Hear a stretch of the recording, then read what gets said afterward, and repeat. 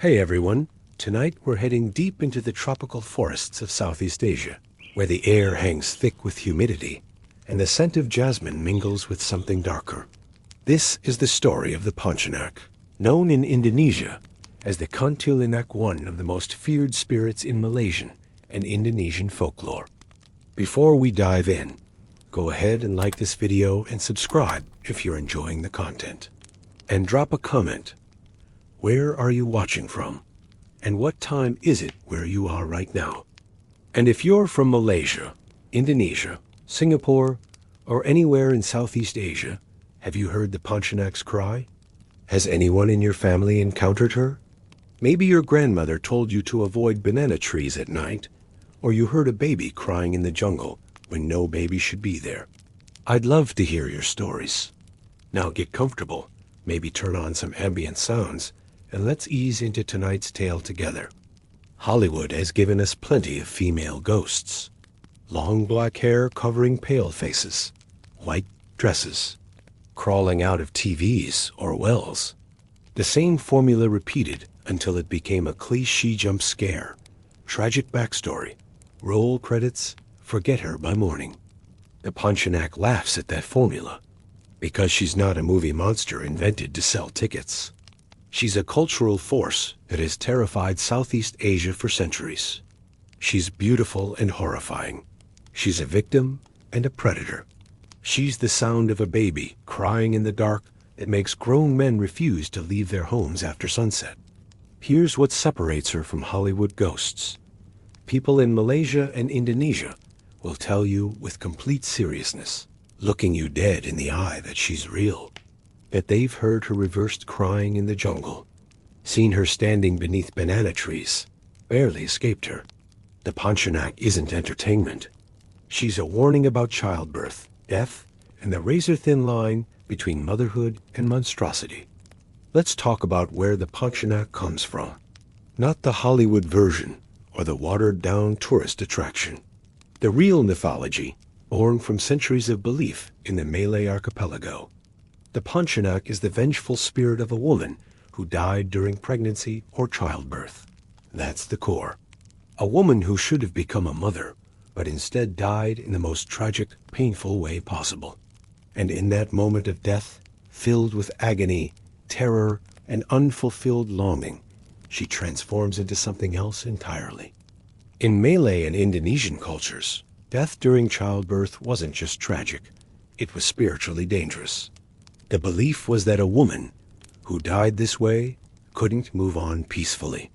Her soul remained trapped between worlds, consumed by rage and sorrow. She couldn't rest because the most fundamental transformation of her life, becoming a mother, was stolen from her. And so she becomes Pontianak, a creature of vengeance, a spirit who hunts the living, especially men and pregnant women, as if trying to reclaim what was taken from her. The word Pontianak itself comes from the Malay language. Some scholars trace it to Perempuan Mati Beranak, literally, woman who died in childbirth. Over time, the phrase shortened and evolved into Pontianak. In Indonesia, she's more commonly called Kuntilanak, though the creature is essentially the same. But here's where it gets interesting. The Pontianak isn't just one ghost, she's a category. There are regional variations across Malaysia, Indonesia, Brunei, and Singapore. Different islands, different villages. Each has their own version of her story, her appearance, her behavior. In some regions, she's purely evil, a demon in the shape of a woman who exists only to kill. In others, she's more tragic, a tortured soul who attacks out of pain rather than malice. And in a few stories, she can even be controlled or appeased if you know the right rituals. What's consistent across all versions? She's tied to specific locations: banana trees, graveyards, dark forests, bodies of water, places where the boundary between the living world and the spirit world grows thin. And she's loud. That's one of the most terrifying aspects. The Pontianak announces herself. You hear her before you see her. The sound of a baby crying in the distance. Except there's no baby. There's never a baby. Let's talk about that sound, because it's the signature of the Pontianak, the thing that makes people freeze in absolute terror. Imagine this. You're walking home after dark. The jungle presses close on both sides of the narrow road. The air is humid, sticky against your skin. Cicadas buzz, frogs croak. Normal night sounds. And then you hear it, faint at first. A baby crying. Your first instinct might be concern. Is there a child lost in the jungle? But then you remember. You're miles from the nearest village. There are no houses here. No reason for a baby to be crying in the middle of the forest at midnight. And that's when the sound gets closer. Louder. Not the wail of a distressed infant, but something off. Something wrong.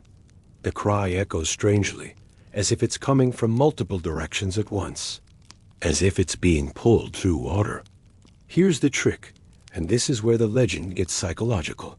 The Pontianak's cry works in reverse. When the crying sounds far away, she's close. When it sounds close, she's farther off. So when you hear that baby's wail right behind you, loud enough that you can almost feel breath on your neck, that's when you might be safe. Might be. But when the sound grows faint, distant, like it's moving away, that's when you run. Because it means she's right there, right behind you, close enough to touch. Congratulations. Your sense of distance just became completely unreliable. Must be nice, trusting your ears. The crying isn't her only sound. In some versions of the legend, she laughs. Not a joyful laugh. A high-pitched, cackling sound that echoes through the trees like broken glass scraping against stone. It's the laugh of someone whose mind shattered long ago, whose humanity dissolved in the moment of death and left only rage behind. And then there's the scent. Before you see her, before you even hear her, you might smell her. A sickly sweet floral aroma. Jasmine, frangipani, or champak flowers. The kind of scent you'd associate with beauty, with tropical nights and blooming gardens. Except it's too strong. Overpowering. Cloying. The kind of sweetness that makes your stomach turn because underneath it, there's something else. Rot, decay, the smell of death trying to mask itself as life. People say if you smell that scent in the jungle at night, you should leave immediately. Don't investigate. Don't look for the source. Just go. Because the Pontianak is near, and the smell is her calling card. In the old days, villages had rituals to ward her off. Certain prayers, protective charms. Iron nails, which we'll get to later. But the first line of defense was always awareness. Know the signs. Respect the warnings. Don't go into the jungle alone after dark. Of course, people still did. People still do. Because life doesn't stop just because ghosts exist. And that's when the encounters happen. So what does the Pontianak actually look like? Depends on who's telling the story. And more importantly, it depends on what she wants you to see. In her most famous form, the Pontianak appears as a beautiful woman. Long black hair cascading down her back, sometimes reaching her ankles. Pale skin, delicate features. She wears a white gown, often described as flowing and ethereal, like something from a dream. She looks harmless, vulnerable even. A woman alone in the dark, perhaps lost or injured. And that's the trap. Because when you get closer, when you approach out of concern or curiosity, her appearance changes. The beauty cracks. The face beneath becomes something else entirely. In some versions, her eyes turn red, glowing crimson in the darkness like embers. In others, her face itself transforms. The delicate features twist into something monstrous. Her mouth opens too wide, revealing rows of sharp teeth. Or her jaw unhinges completely, stretching into an impossible grin. And her back. This is important.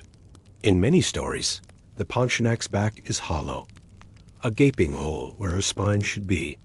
Some say this is because she was cut open during childbirth and never healed. Others claim it is a mark of her incompleteness. She is a woman who never got to hold her child, so she remains eternally empty. If you see her from behind first, you might notice the hole before anything else. A dark void where her body should be solid. A glimpse into nothingness. But here's the thing about the Pontianak's appearance. She's not always monstrous. Sometimes she stays beautiful. Sometimes she lures victims purely through attraction, through desire. Men, especially, are vulnerable to this. They see a stunning woman alone at night and approach without thinking. By the time they realize what she is, it's too late. The Pontianak has her favorite hunting grounds, places where the veil between worlds is thin, where death and life overlap. Banana trees. This one is consistent across almost every version of the legend. The Pontianak is drawn to banana trees, especially wild banana plants in the jungle. Some say she lives in them.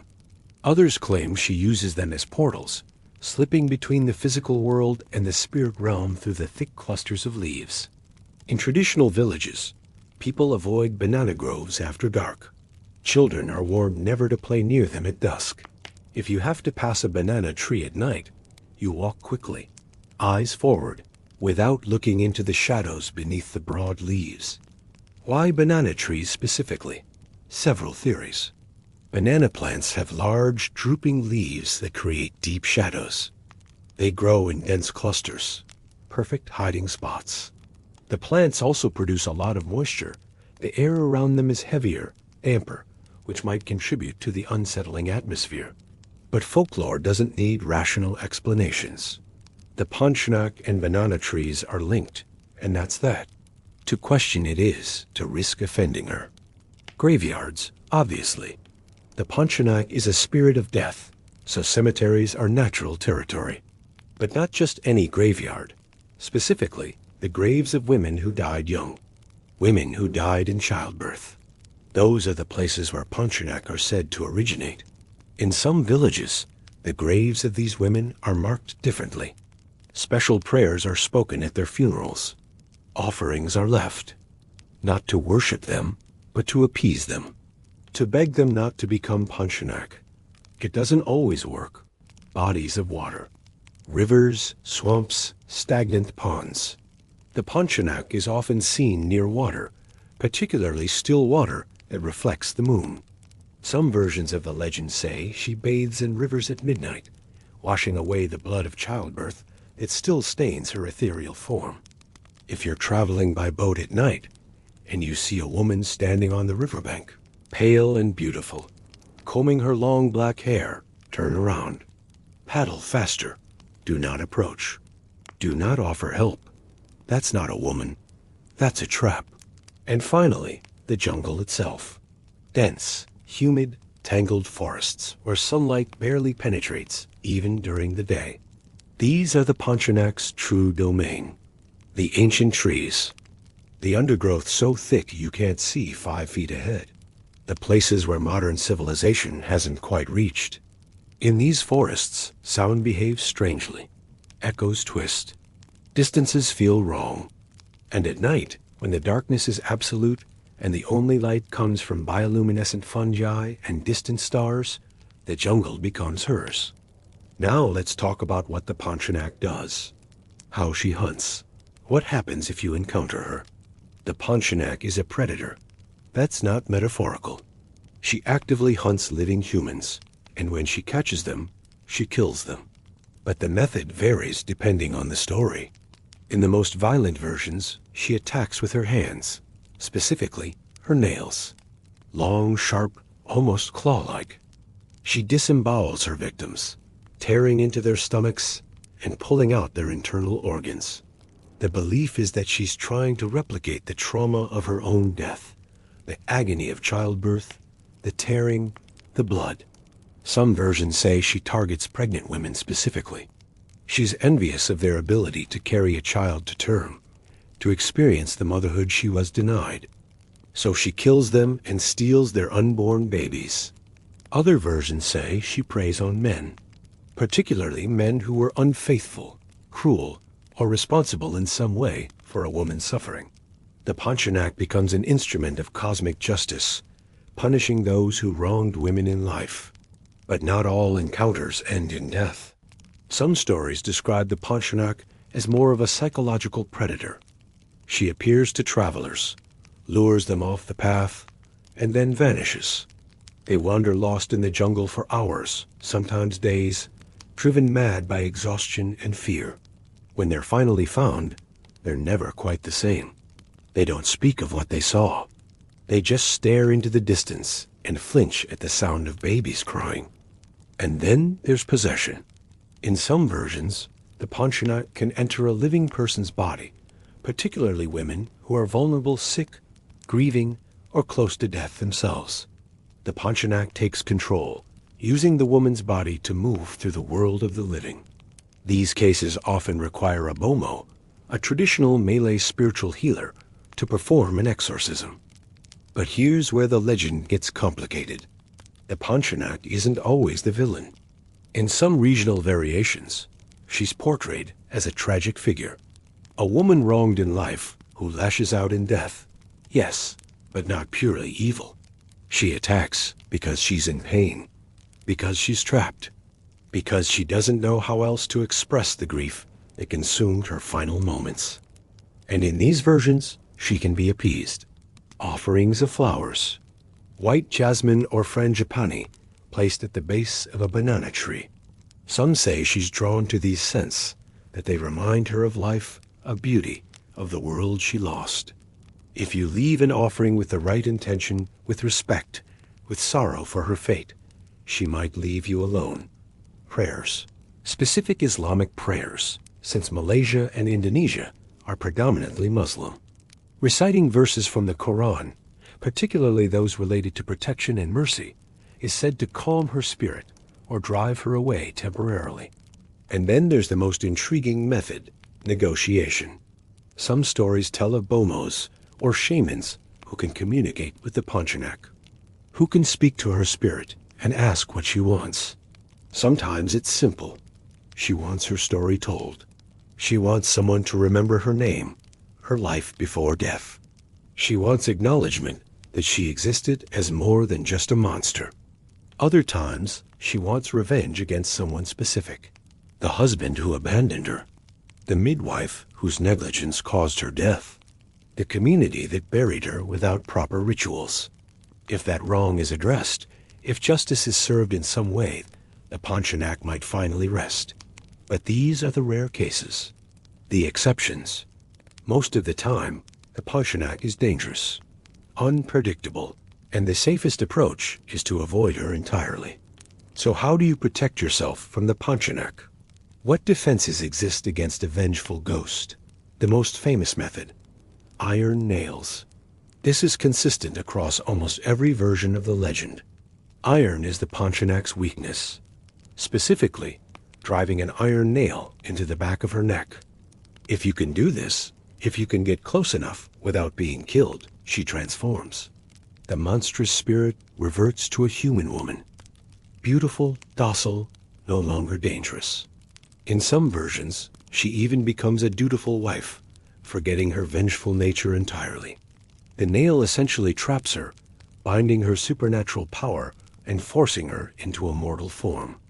But here's the catch, and there's always a catch. The nail must never be removed. If someone pulls it out, even accidentally, the Pontianak returns, and she's furious, angrier than before. She remembers what was done to her. She remembers being bound, and she takes her revenge on everyone nearby. Old stories tell of men who captured a Pontianak using this method. They drove the nail into her neck, and she became a mortal woman. Beautiful, obedient. They married her, started families with her. But years later, sometimes decades, someone would discover the nail. A child playing, a curious relative. They'd pull it out, and the Pontianak would remember. She'd slaughter her husband, her children, anyone who witnessed her captivity. Then she'd vanish back into the jungle, more vengeful than ever. Congratulations, your attempt to trap a ghost just doomed your entire bloodline. Must be nice, thinking you can control the supernatural with a piece of metal. Other protective measures are less permanent but potentially safer. Glass shards or thorns placed around your home can keep her at bay. The belief is that she'll stop to count them, one by one, and lose track of time until dawn breaks. Why would a vengeful ghost stop to count? No one knows. But desperation makes people try anything. Some households keep scissors or knives open under the baby's crib. The idea is that the sharp metal repels evil spirits, including the Pontianak. Or maybe the symbolism of cutting, severing her connection to the living world, offers protection. And then there's noise. Some say the Pontianak can be scared away by loud sounds, shouting, banging pots, anything that shatters the eerie silence of the night. This is why some villages have roosters, not just for waking people at dawn, but because their crowing is said to drive away spirits. But all of these methods are temporary. Deterrents, not solutions. The Pontianak is patient. She can wait. She has all the time in the world. Literally. She's dead. What's a few more nights? Now let's talk about the banana tree connection in more detail, because it's not just about proximity. It's ritualistic. In traditional Malay and Indonesian belief, banana trees are spiritually significant. They grow quickly. They're abundant. They provide food and shelter, but they also have a dark side. Their broad leaves create shadows. Their trunks hollow out. They're liminal spaces. Useful, common, but somehow unsettling when you encounter them alone. The Pontianak is said to nest in banana trees. She hides in the dense foliage during the day, sleeping in the spaces between the leaves. At night, she emerges. Sometimes she's described as literally birthing from the tree, sliding out from between the leaves like a grotesque parody of childbirth. If you see a banana tree that looks wrong, leaves too dark, trunk strangely twisted, an unnatural stillness around it, don't go near it. That tree is hers. And if you hear a baby crying from within the leaves, walk away, quickly. In some regions, people mark certain banana trees with charms or amulets. Red cloth tied around the trunk, talismans carved from wood. These markings warn others. This tree is occupied. Stay away. But even marked trees aren't always safe, because the Pontianak can move. She's not bound to a single tree. She drifts through the jungle, selecting new hiding spots, following her prey. The banana trees are simply her preferred terrain, her comfort zone. There's also a social dimension to the Pontianak legend that often gets overlooked. She's not just a scary ghost. She's a cultural reflection of very real fears. Childbirth, even today, carries risk. But in pre-modern Southeast Asia, before hospitals and modern medicine, dying in childbirth was devastatingly common. Women faced this reality every time they became pregnant. The possibility of death was always there, lurking beneath the joy of expecting a child. The Pontianak embodies that fear. She's what happens when everything goes wrong, when a woman dies in the most vulnerable, painful moment of her life, when her body fails her, when her community fails her, and she's angry. Rightfully so. Some scholars argue that the Pontianak legend served as a warning to men. Treat the women in your life well. Support them during pregnancy. Don't abandon them. Don't let them die alone. Because if you do, if a woman dies giving birth to your child, and you weren't there, weren't supportive, weren't enough, her spirit will remember, and she will come for you. Its folklore is social contract, a ghost story with a moral.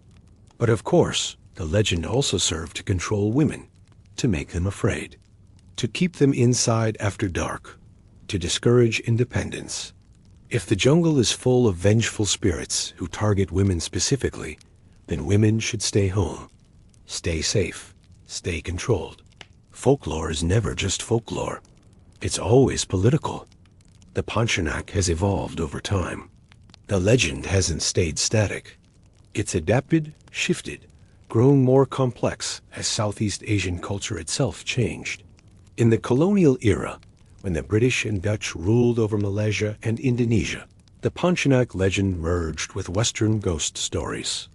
The image of the woman in white, The long hair, the pale skin, these elements became more standardized, possibly influenced by European tales of banshees and white ladies. But the core remained: the banana trees, the reversed crying, the death in childbirth. Those elements are distinctly Southeast Asian, untouched by colonialism. In the modern era, the Pontianak has entered pop culture. She appears in Malaysian and Indonesian horror films, often portrayed with special effects, CGI, and jump scares. She's been the villain in countless movies, usually depicted as unambiguously evil. But something is lost in translation. The psychological terror of hearing reversed crying in the jungle doesn't translate well to film. The slow dread, the cultural context, the communal fear, all of that flattens into generic horror. Still, the movies keep her name alive. Kids who grow up in cities, far from banana trees and jungles, still know who the Pontianak is. Still feel a shiver when they hear a baby crying at night. She survived because she's adaptable. She survived because the fear she represents, the fear of death, of loss, of feminine rage, is universal. Let's talk about the regional variations. Because the Pontianak isn't one unified legend. She's different depending on where you are in Southeast Asia. Different islands, different provinces, different villages. Each has adapted her story to fit their local fears and beliefs. In Malaysia, particularly in rural Malay communities, the Pontianak is most commonly associated with jungle areas and kampung villages. The traditional wooden houses built on stilts, surrounded by rubber tree plantations and banana groves. These are her hunting grounds. Malaysian versions tend to emphasize her beauty and seduction. She's a temptress as much as a monster. Men are warned not to follow beautiful women they encounter alone at night, no matter how helpless or alluring they appear. The crying baby sound is central to Malaysian tellings. Mothers use it to discipline children. Don't go outside after dark, or the Pontianak will get you. It's embedded in childhood, that association between darkness, crying, and danger. In Indonesia, where she's more commonly called kuntilanak, the legend takes on slightly different tones depending on the region. In Java, she's often portrayed as more explicitly violent, less seduction, more immediate attack. The Javanese kuntilanak doesn't waste time with psychological games. She appears, she kills, she vanishes. In Sumatra, particularly among the Minangkabau people, the kuntilanak is tied more closely to specific family lineages. Some families are said to be cursed, producing kuntilanak generation after generation when women die in childbirth. These spirits don't just haunt random travelers, they target their own bloodline, as if trying to erase the family that failed them. In Kalimantan, the Indonesian part of Borneo, the legends merge with indigenous Dayak beliefs about spirits and the rainforest. Here, the kuntilanak is one among many forest spirits, powerful but not unique. The Dayak have elaborate rituals for dealing with her, involving offerings of betel nut, race wine, and specific prayers in the Dayak language. Singapore, being more urbanized, has adapted the legend to city life. The Pontianak supposedly haunts old buildings, abandoned construction sites, and overgrown lots where jungle is trying to reclaim concrete. There are famous haunted locations in Singapore, certain HDB blocks, old military bases, forested areas near reservoirs where people swear they've encountered her.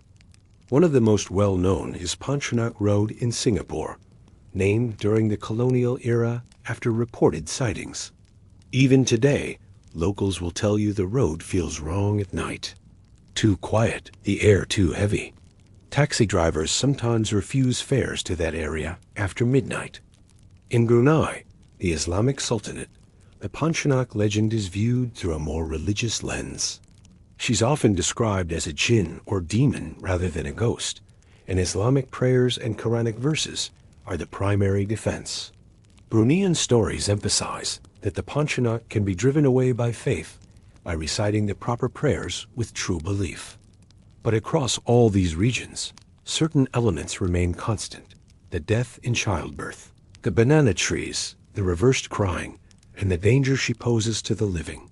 The details shift, but the core fear stays the same. Now let's talk about some of the most famous Pontianak stories. The encounters that have become legend within the legend. The tales that get passed down, embellished with each retelling, until they take on a life of their own. There's the story of the rubber tapper in Johor, Malaysia. This is one of the classics, told and retold across the country. A man worked late into the night at a rubber plantation, collecting latex from the trees. The work was hard, the pay was poor, but he had a family to feed. One night, deep in the plantation, he heard a baby crying. Faint at first, then louder. He followed the sound, thinking perhaps a villager had lost a child. He found a woman sitting beneath a banana tree, cradling something in her arms. She was beautiful. Pale skin, long hair, white dress. She looked up at him with tears streaming down her face and asked for help. Her baby was sick, she said. Could he carry them back to the village? The man, being kind-hearted, agreed. He approached. And that's when he saw it. The bundle in her arms wasn't a baby. It was a wooden log, wrapped in cloth. And when he looked up at her face again, her eyes had turned red. He ran, dropped his tools, and sprinted through the rubber trees, hearing her laughter behind him. High-pitched, manic. The sound chased him all the way back to the edge of the plantation. He made it home. Barely. But for weeks afterward, he couldn't work at night. Couldn't go back to that section of the plantation. Other workers reported hearing strange sounds from that area. Crying, laughing, the rustling of leaves when there was no wind. Eventually, they brought in a bomo. The spiritual healer performed rituals, placed protective charms around the banana tree, and claimed the spirit had been appeased. But workers still avoid that tree, even during the day, even decades later. Then there's the story from Sumatra about the midwife's curse. In a small village, a midwife was called to help deliver a baby. The labor was difficult. The woman was young, barely out of her teens, and the baby was positioned wrong. The midwife did what she could, but both mother and child died. The family blamed the midwife, accused her of incompetence, even witchcraft. They drove her from the village, threatening violence if she ever returned. Weeks later, the midwife died. Old age, people said, natural causes. But shortly after her death, women in the village started dying in childbirth, one after another, over the course of months. Young, healthy women who should have survived. And the survivors, those who lived through their deliveries, reported the same thing. During labor, at the moment of greatest pain, they saw a figure in the corner of the room. An old woman with hate in her eyes. The midwife returned as something else. The village elders realized what had happened. The midwife had become Pontianak, but with a twist, she was targeting the community that had wronged her. Every pregnant woman was at risk. They tried everything. Prayers, offerings, even attempting to dig up and rebury the midwife's body with proper rituals. Nothing worked. The deaths continued. Finally, they called in a powerful bomo from a distant city. He performed an elaborate exorcism that lasted 3 days and nights. On the final night, witnesses claimed they heard screaming from the graveyard. Not human screaming, but something else entirely. A sound that made dogs howl and children cry. After that, the deaths stopped, but the village never fully recovered. Many families moved away, and even today, people from that region know the story. They treat midwives with absolute respect, because you never know what might happen if you don't. One more story, this one more recent. From Singapore, actually. In the 1990s, a group of teenagers decided to explore one of Singapore's infamous haunted locations, an abandoned villa near the Bukit Timah Forest Reserve. The place had a reputation. Previous owners had died under mysterious circumstances. The property had been empty for years, slowly being reclaimed by jungle. The teenagers went at night, of course, because that's what teenagers do. They brought flashlights, cameras, and a portable cassette recorder. This was the 90s, remember. They wanted evidence if they found anything supernatural. They explored the ground floor first. Graffiti, debris, nothing unusual. Then they heard it. A baby crying from upstairs. They looked at each other. None of them had brought a baby. None of them had children. And they were miles from the nearest residential area. 2 of them wanted to leave immediately. But the others, braver or stupider, decided to investigate. They climbed the stairs, following the sound.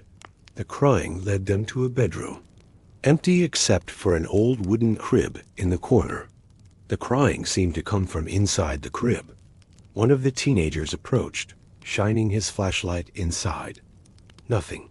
The crib was empty. And that's when the crying stopped. Complete silence. The kind of silence that feels wrong, like the world is holding its breath. Then they smelled it.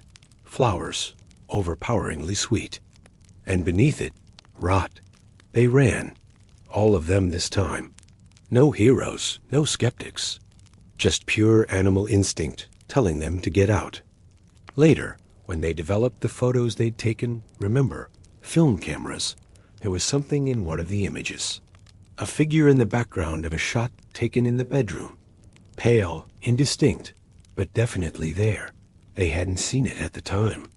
The photo circulated among Singapore's urban legend enthusiasts for years. Some claimed it was proof of the Pontianak. Others said it was a hoax, the lighting creating a pareidolia effect. But the teenagers involved swore it was real. And they never went back to that villa. Never explored abandoned buildings again. Must be nice, having your hobby ruined by a vengeful ghost. At least they got a good story out of it. So who are the Bomos? The spiritual healers who supposedly have power over the Pontianak and other supernatural entities? In Malay and Indonesian culture, the Bomo occupies a unique position. Not quite a priest, not quite a doctor, but something in between. They're traditional healers who work with both physical ailments and spiritual problems. They use herbal medicine, massage, prayers, and rituals that predate Islam, but have been adapted to coexist with it. When someone believes they're being haunted by a Pontianak, or when a village experiences repeated deaths that seem supernatural, they call a Bomo. The Bomo's first step is diagnosis.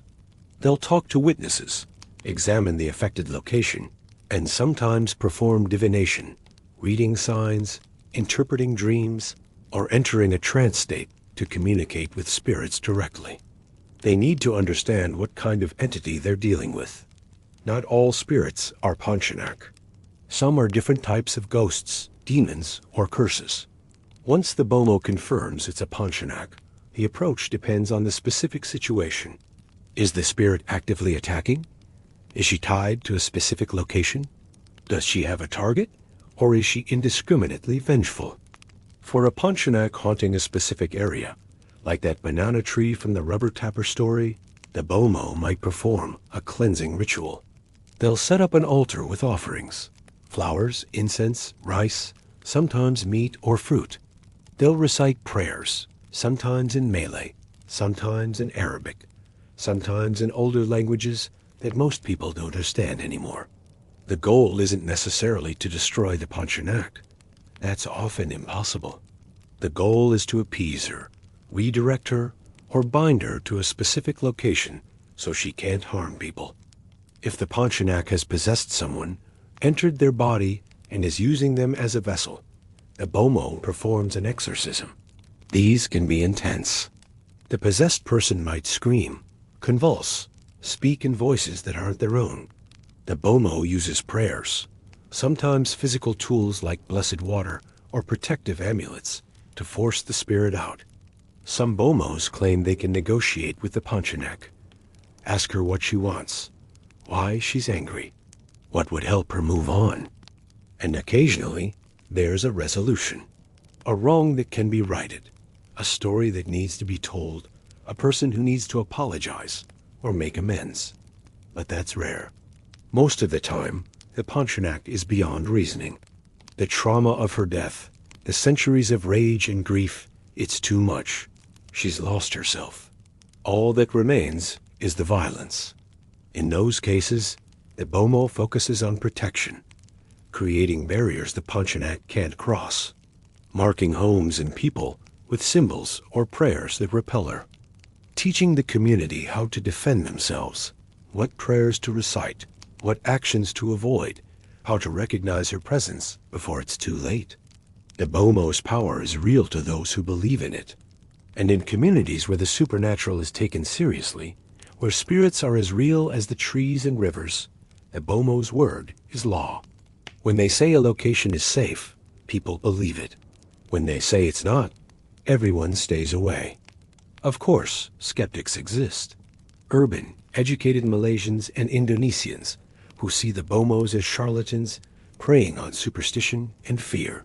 But even some skeptics will admit late at night, after a few drinks, when the conversation turns to ghost stories, that they've heard things they can't explain.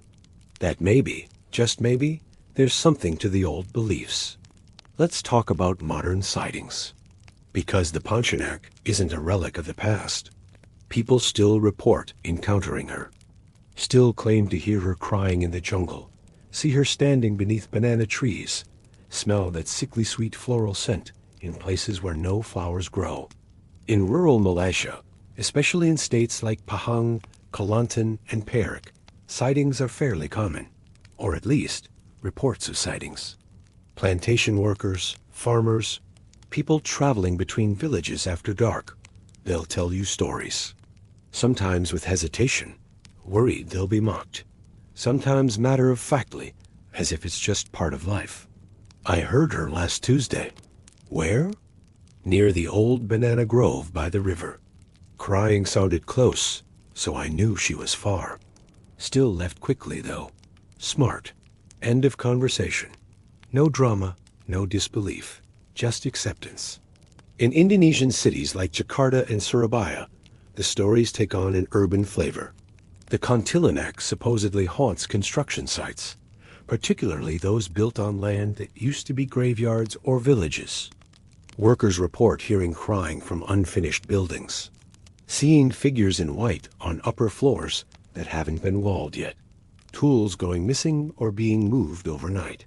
Some construction companies in Indonesia reportedly perform blessing rituals before breaking ground on new projects, specifically to appease any spirits that might be disturbed. Whether this is genuine belief or just tradition depends on who you ask. But the rituals happen. There's also the internet age factor. Forums, social media groups, YouTube channels, places where people share paranormal experiences. The Pontianak has a significant online presence. People post photos of alleged sightings. Most are clearly faked or misidentified. Shadows, camera artifacts, double exposures. But some are genuinely unsettling. And then there are the videos. Shaky phone footage of banana groves at night, accompanied by audio of crying. Are they real? Probably not. Could be sound effects. Could be actual babies in the distance.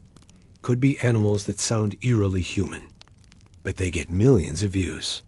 The comments sections are full of people tagging friends, saying never going to Malaysia, or this is why I don't go outside at night. The legend feeds on itself. Every news story, every video, every late-night conversation reinforces the belief. And belief is what keeps spirits alive. Not literally. If she's real, she exists regardless. But culturally, the Pontianak survives because people keep talking about her, keep fearing her, keep passing her story to the next generation. So let's talk about the cultural practices and rituals surrounding childbirth. Because the Pontianak legend is inseparable from how Southeast Asian cultures approach pregnancy and birth. In traditional Malay and Indonesian communities, childbirth is surrounded by ritual. It's not just a medical event. It's spiritual, communal, and deeply significant. The moment a woman becomes pregnant, certain behaviors and precautions kick in. Not all of them are about the Pontianak specifically, but many are designed to protect against malevolent spirits in general. Pregnant women are advised not to go out after dark, especially not alone, and especially not near banana trees, bodies of water, or graveyards. If they must go out, they should be accompanied and carry protective amulets. Verses from the Quran written on paper and folded into small packets, or traditional charms made by bomos. Certain foods are restricted, not just for health reasons, but because of spiritual beliefs. Some think that eating specific foods might attract unwanted attention from spirits. Others believe certain foods make a woman spiritually vulnerable. During labor, the room is often prepared with protective measures. Scissors or knives placed under the bed to ward off evil spirits. Garlic or ginger hung by the door. Prayers recited continuously. Some families hire a bomo to be present during the birth, ready to intervene if anything supernatural occurs.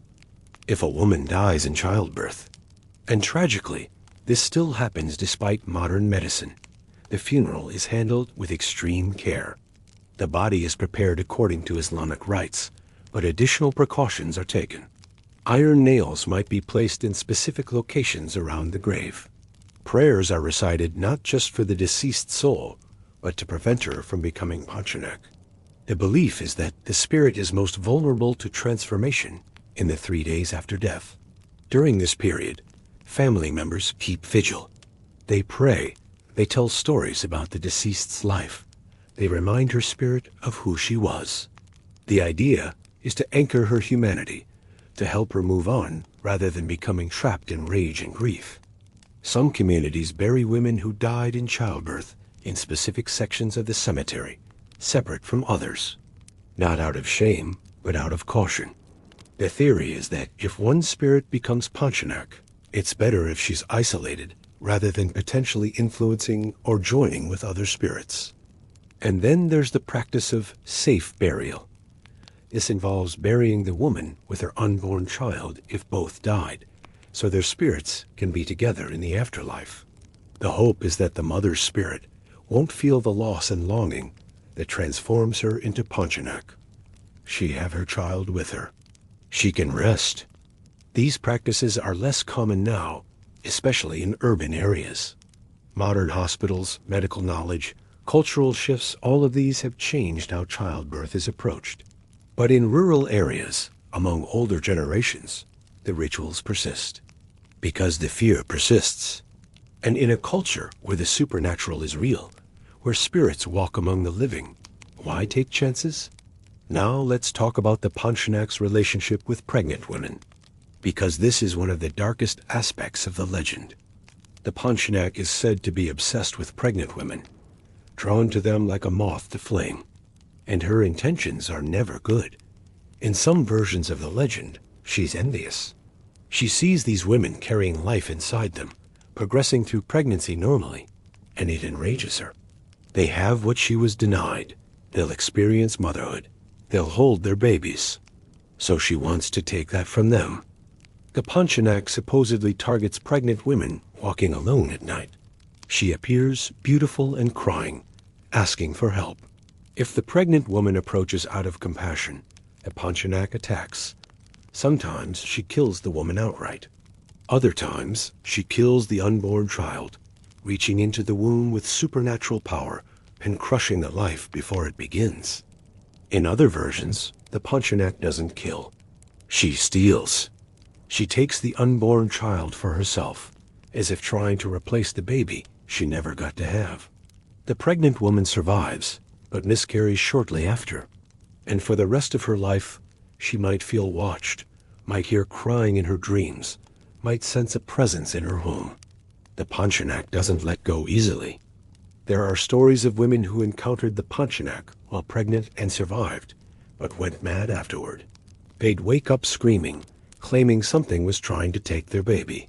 They'd refuse to sleep alone, refuse to let anyone touch their belly. After giving birth, some of them couldn't bond with their children. They'd look at their babies with suspicion, as if the child wasn't really theirs. Postpartum psychosis?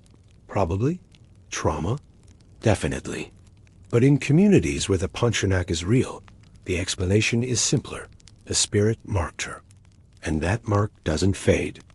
This is why pregnant women in traditional communities are so heavily protected. Why families go to such lengths with rituals and prayers. The stakes aren't just a healthy pregnancy. They're about protecting the mother's soul and the child's life from supernatural threats that medical science doesn't recognize. And here's the really disturbing part. The Pontianak doesn't always wait until after birth. Some stories claim she can possess a pregnant woman while the woman is still alive, using her body to experience pregnancy vicariously. The woman feels strange, acts differently, says things that aren't quite right. The family realizes something is wrong and calls a bomo for an exorcism. If the exorcism fails, the woman might give birth and then immediately die. And in that moment of death, she becomes Pontianak herself, joining the spirit that possessed her. Two spirits merged into one, doubly powerful and doubly dangerous. Congratulations, your pregnancy just attracted a supernatural parasite. Must be nice, thinking childbirth wasn't terrifying enough already. Let's compare the Pontianak to similar legends from around the world.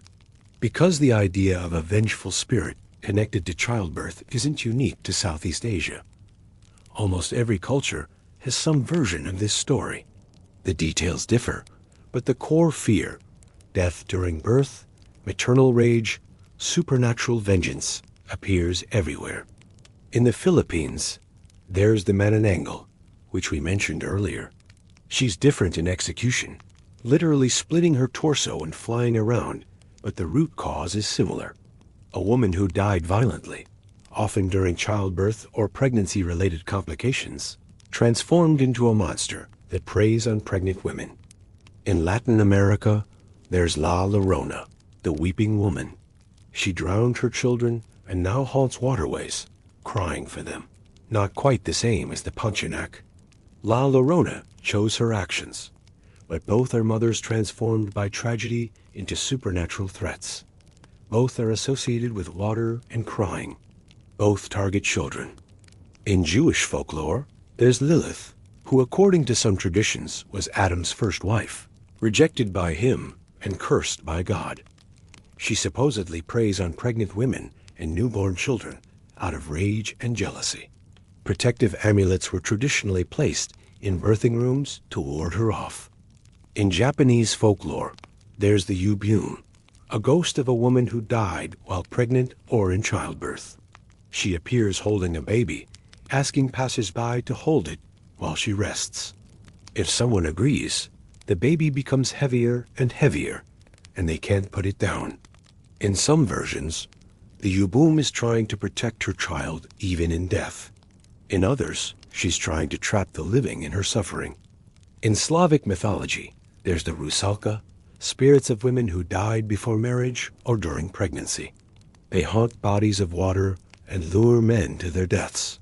Less directly connected to childbirth than the Pontianak, but still rooted in women dying young, dying tragically, and transforming into dangerous entities. The pattern is clear. Across cultures, across centuries, the fear is the same. Childbirth is dangerous. Women die. And when they do, especially when they die in pain, in fear, with their most fundamental desire to be a mother unfulfilled, they become something else. They become warnings, monsters, cautionary tales. Whether these spirits are real or metaphorical doesn't really matter. The function is the same. They express a collective anxiety about maternal mortality, about the fragility of life, about the darkness that lurks in the most sacred of human experiences. The Pontianak is Southeast Asia's version of that universal nightmare. And she's one of the most terrifying because she's so specific. The reversed crying, the banana trees, the hollow back, these details make her feel real in a way that generic ghost stories don't. So let's get practical. You're in Southeast Asia. You're walking home late at night. Maybe you took a wrong turn. Maybe your car broke down. Maybe you just made a series of questionable decisions that led you into the jungle after sunset. And then you hear it. A baby crying. What do? Here's your survival guide for encountering the Pontianak. Not guaranteed to work. Nothing is when dealing with supernatural entities, but these are the strategies that have been passed down through generations. The methods that survivors swear by. First, trust your instincts immediately. If something feels wrong, it is wrong. Don't rationalize. Don't convince yourself you're being paranoid. That prickling sensation on the back of your neck, that's millions of years of evolution screaming at you. Listen to it. Second, assess the crying. Does it sound close or far? Remember the rule. Close means far. Far means close. If the crying sounds like it's right behind you, you might have distance.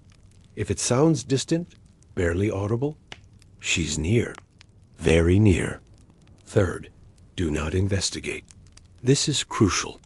Your instinct might be to help, to find the baby, to be a good person. Ignore that instinct.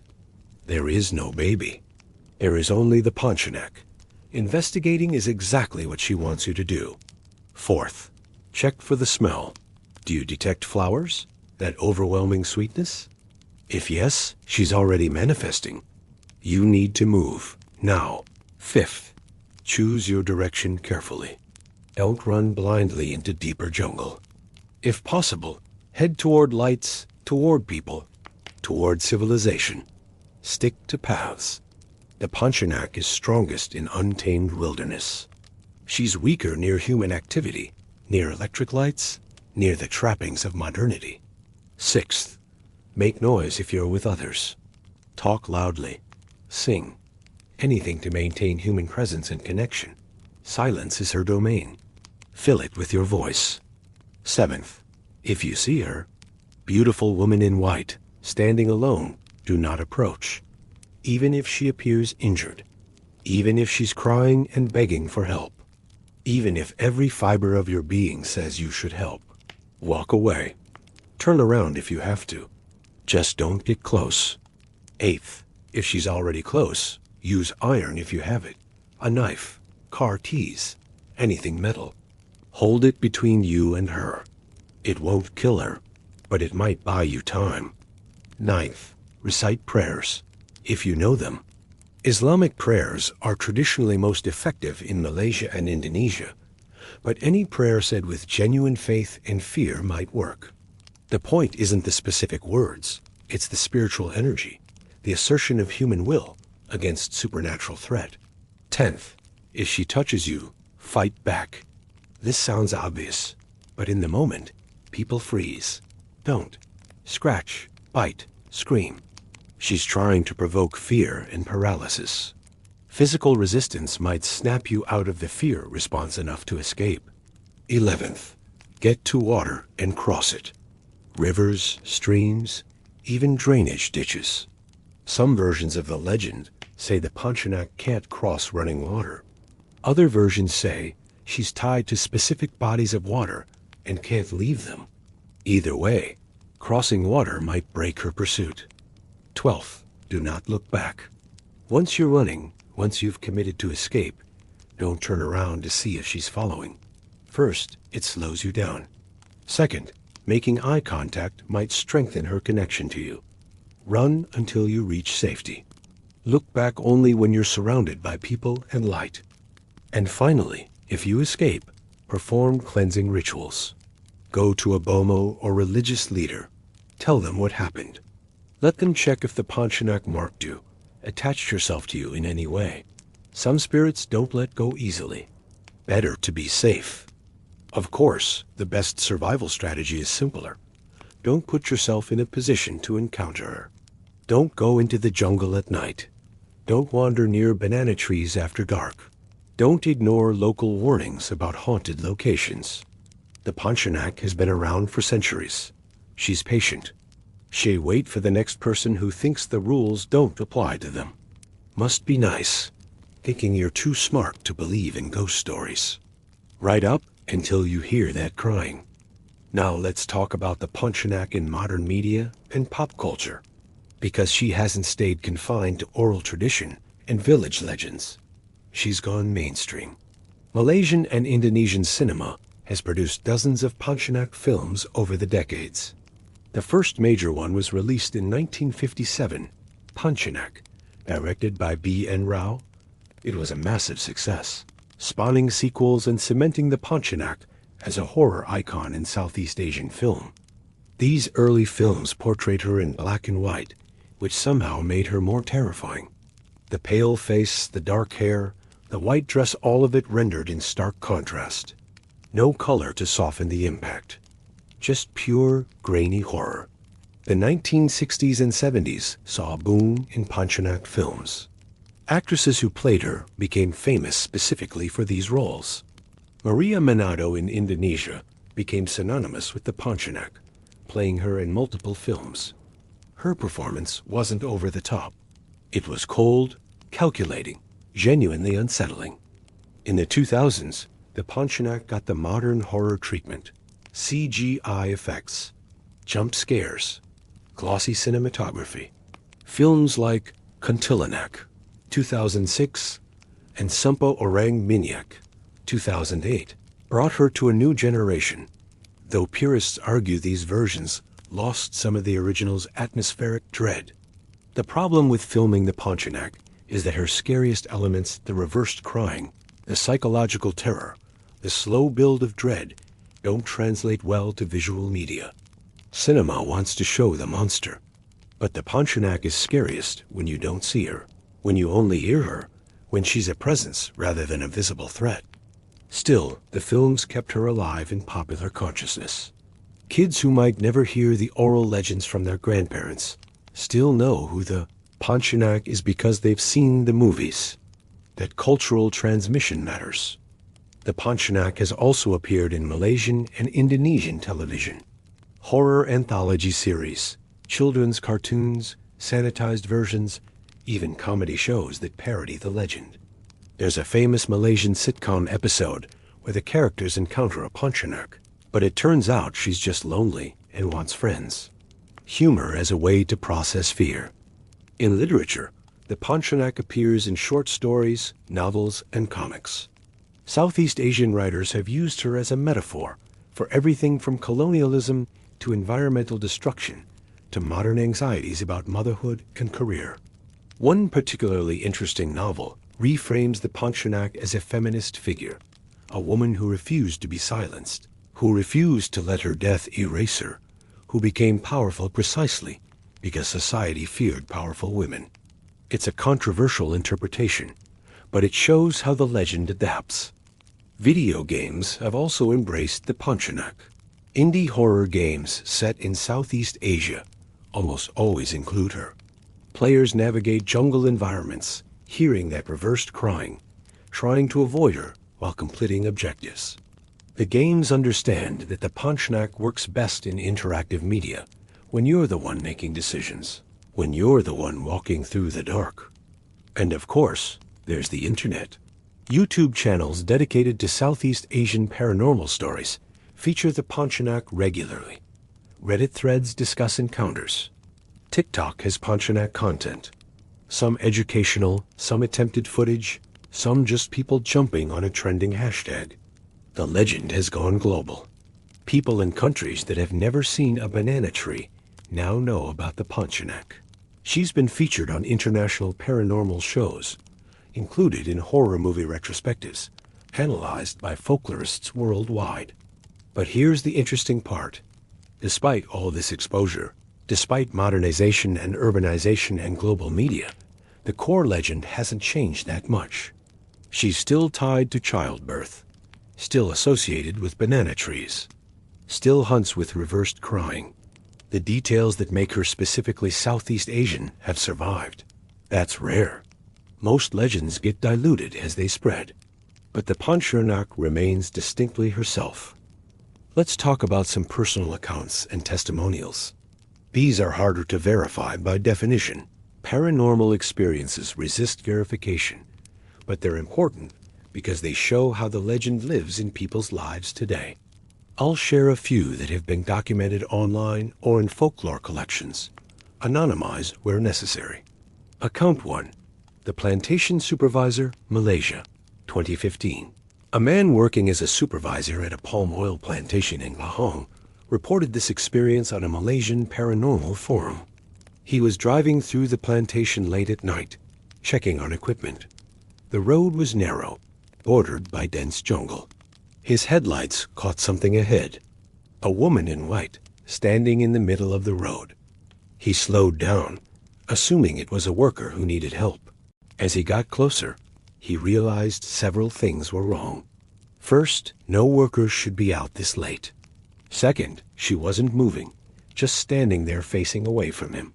Third, her hair was absurdly long, reaching past her waist, and it was moving despite there being no wind. He stopped the car about 20 meters away. Honked once. She didn't move. That's when he smelled it. Flowers. Overpowering, making his eyes water. He reversed the car, turned around on the narrow road, nearly driving into a ditch in his panic. When he looked in the rearview mirror, she was still standing there, and she turned to face him. He didn't see her face clearly. The distance was too great, the lighting wrong, but he saw her eyes. Red, glowing.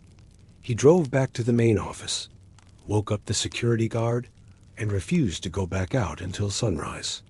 The guard, an older Malay man, wasn't surprised, just nodded and said, "Pontianak." That section of road is known for it. The supervisor requested a transfer shortly after. Got it. Never worked nights at a plantation again. Account 2. The nurse, Indonesia, 2018. A Bai, nurse at a hospital in Jakarta, shared this story during an interview for a documentary about Indonesian supernatural beliefs. She was working the night shift in the maternity ward. Around 3 a.m., she heard a baby crying from one of the empty rooms. This wasn't unusual. Babies cry, sound carries, but something about this cry felt off. Too clear.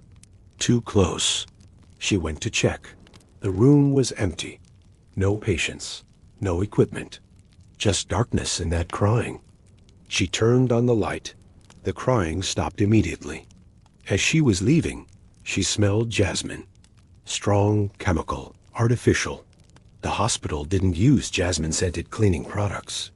She went back to the nurse's station and told her colleague, an older woman with decades of experience. The colleague's face went pale. She immediately began reciting prayers under her breath. "Don't go back to that room tonight," she said. "There's a reason we keep it empty." The nurse learned later that a woman had died in that room years ago. Childbirth complications. The baby survived, but the mother didn't. Ever since, staff reported strange occurrences. Crying when the room was empty. The smell of flowers. Equipment malfunctioning. The hospital quietly stopped using that room for patients. They stored supplies there now. No one liked going in. The nurse still works at that hospital. She's never gone back into that room, not even during the day. Account 3. The teenager, Singapore, 2020. A teenage girl posted this on a Singapore horror forum. She was with friends at East Coast Park, hanging out by the beach after dark. Not smart, she admitted, but they were young and bored and convinced themselves ghost stories were just stories. Around midnight, they heard a baby crying from the tree line. The park backs onto forested areas in some sections. Her friends thought it was funny, started joking about the Pontianak. One of them, trying to be brave, walked toward the trees. The crying got louder, and then it started moving. Not like a person walking, like it was shifting location instantly. Here, then there, pen behind them. They ran, all of them, even the brave one. Sprinted across the sand back to the parking lot, got in their car and locked the doors. As they were catching their breath, they saw someone walking out of the tree line. A woman in white, walking slowly, purposefully, directly toward their car. The driver started the engine. The woman stopped, stood there watching them. Then she smiled.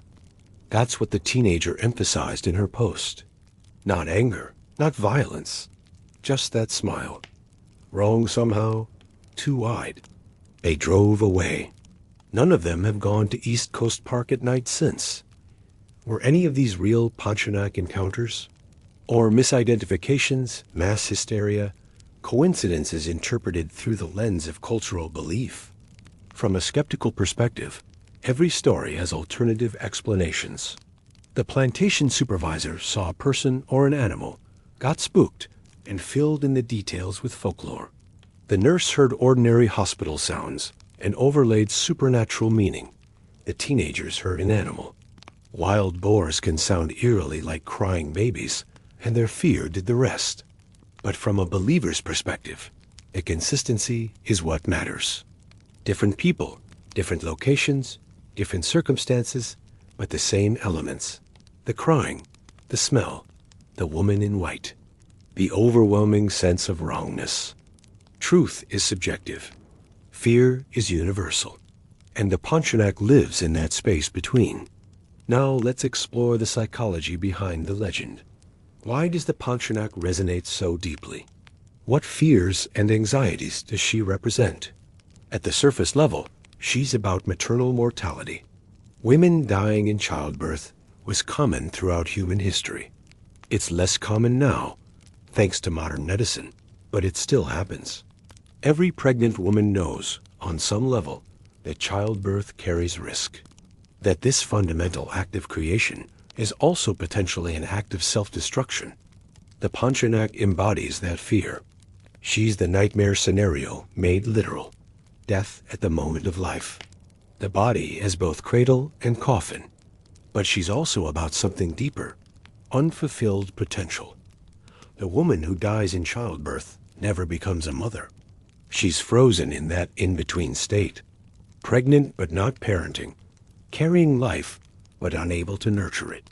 The transformation that defines human reproduction is interrupted. That incompleteness creates the monster. She's a liminal being. Not living, not fully dead, not mother, not childless. She exists in the cracks.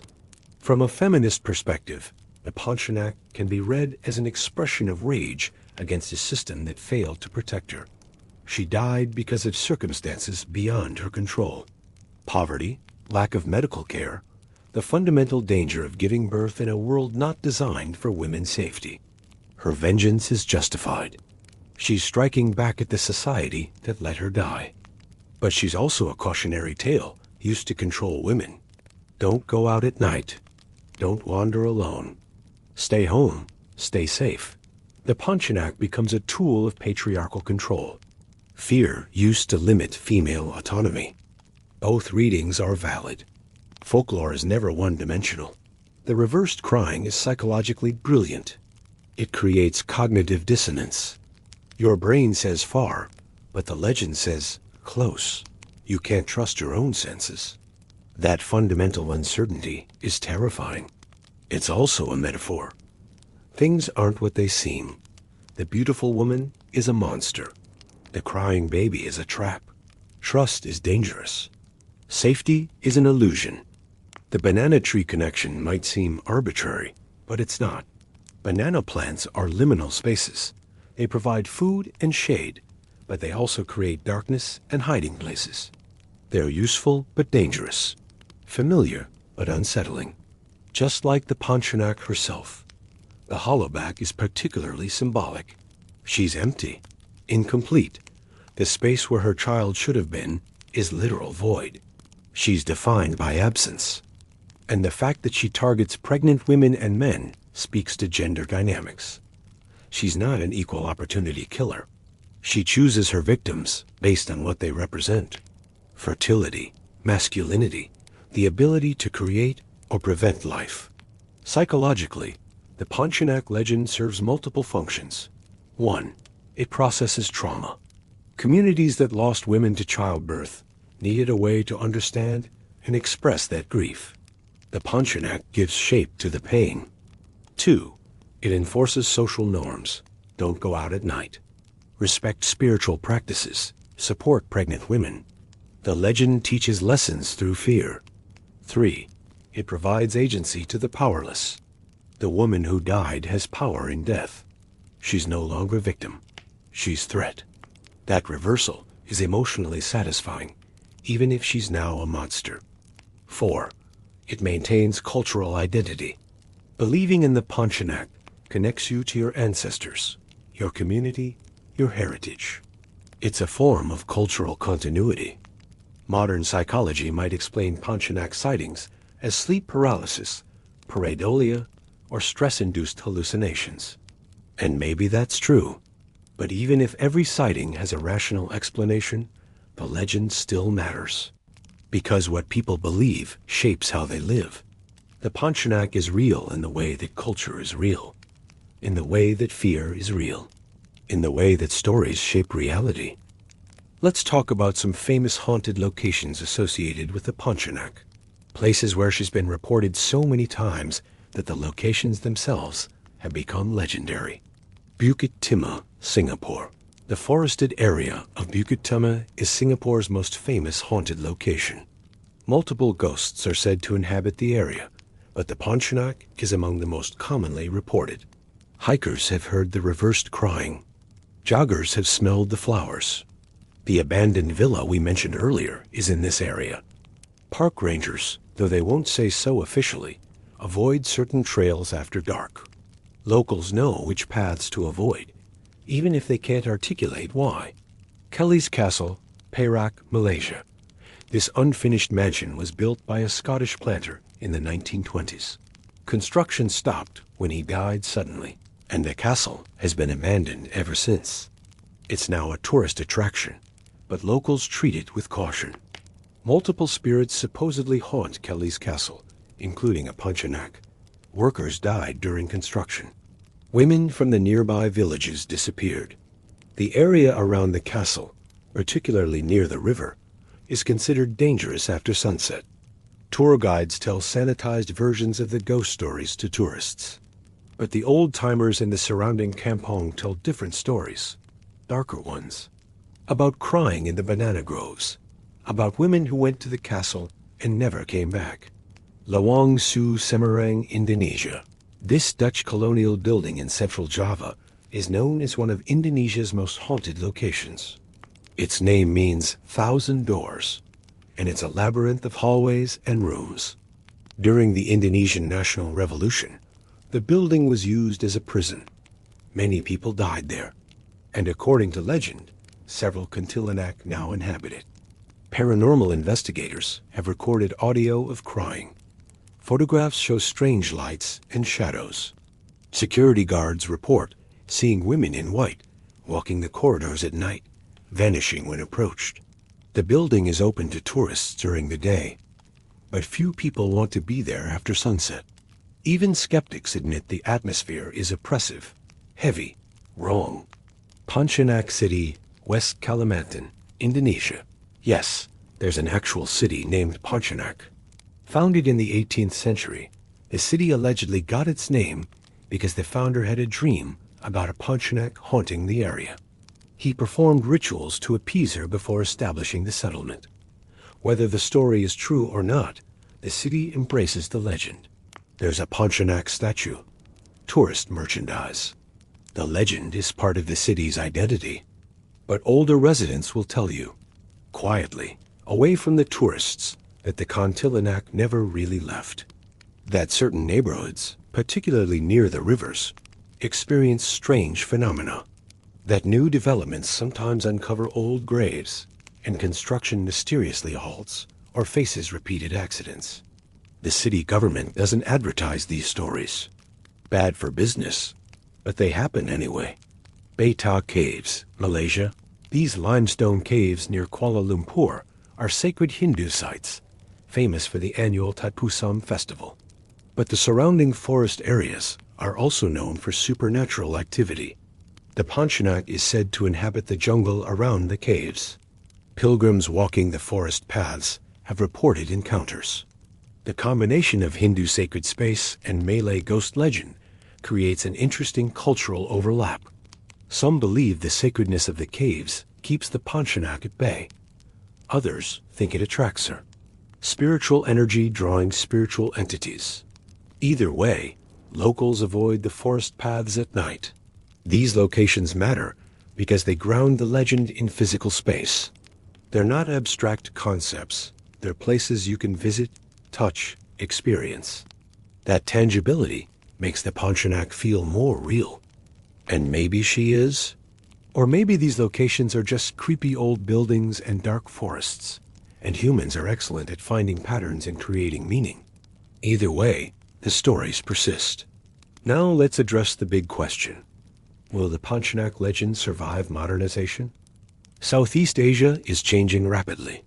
Urbanization is transforming villages into cities. Traditional beliefs are giving way to secular worldviews and orthodox religious practices. Young people grow up with smartphones, not folktales. In that context, does the Pontianak have a future?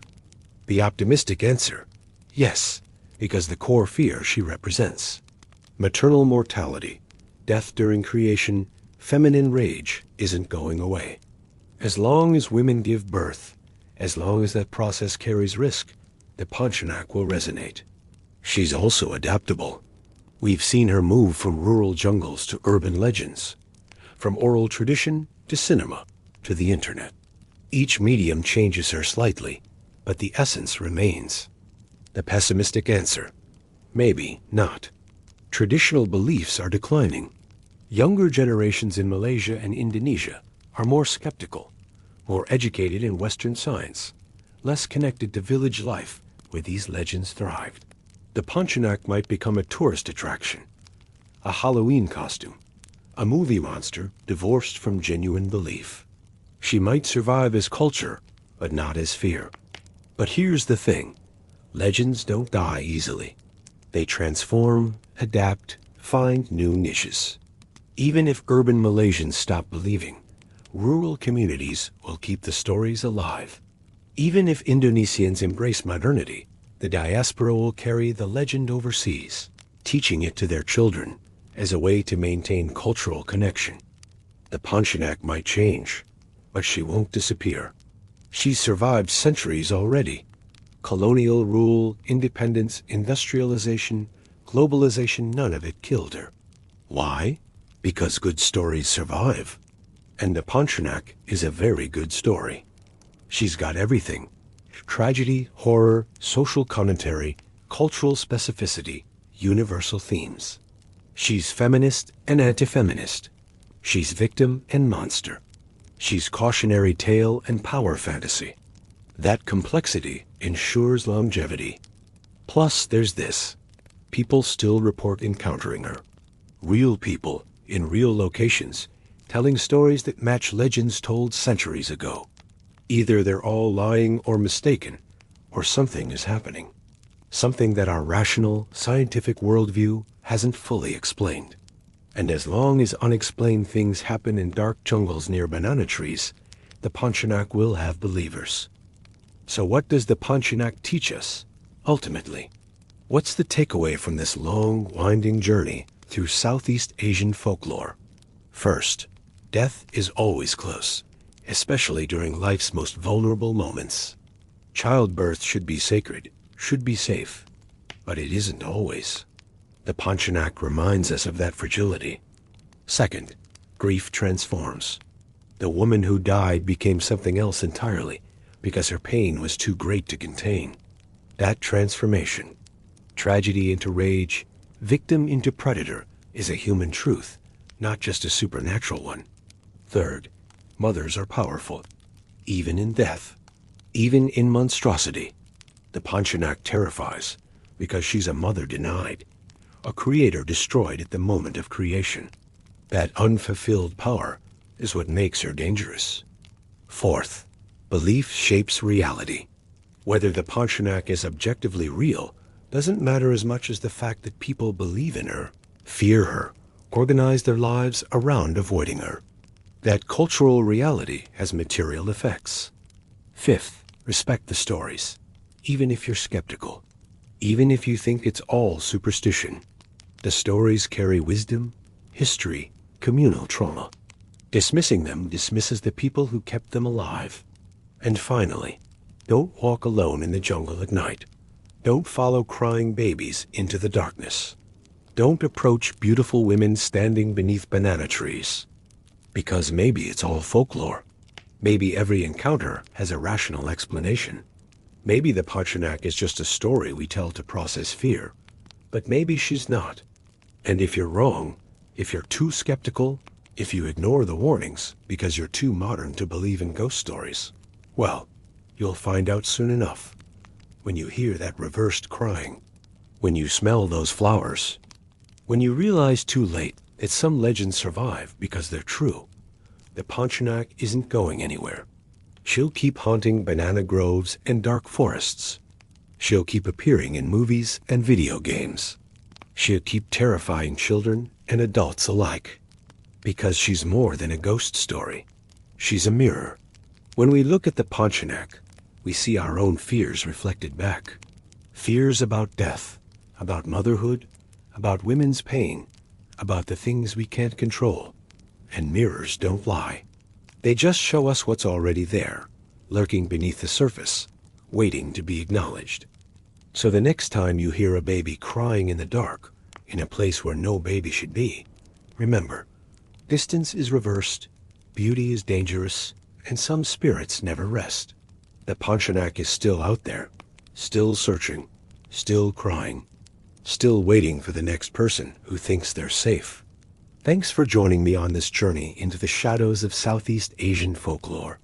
If you enjoyed this deep dive, hit that like button and subscribe for more monster legends from around the world.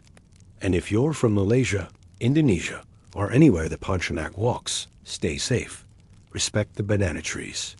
Listen to your grandparents' warnings. And whatever you do, don't follow the crying. Sleep well, if you can.